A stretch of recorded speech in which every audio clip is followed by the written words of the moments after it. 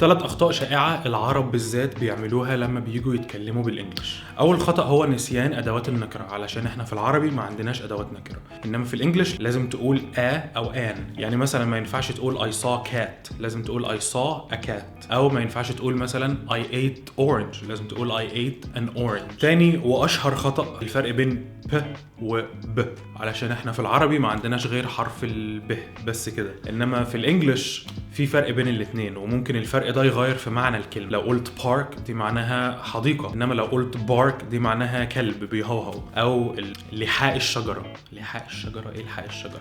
تالت خطأ، وصدقوني ده خطأ شائع انا بسمعه كتير قوي، وهو استخدام مي بدل اي. مثلا ان طالب يقول لي me want to go to the bathroom او me want to go to the market. فخلي بالكم في البداية غالبا في معظم الاحوال بنستخدم I مش مي. بس كده، لو عايزين تتعلموا اكتر تابعوني، وما تنسوش تعملوا فولو ولايك وشير وكل الحاجات دي. باي.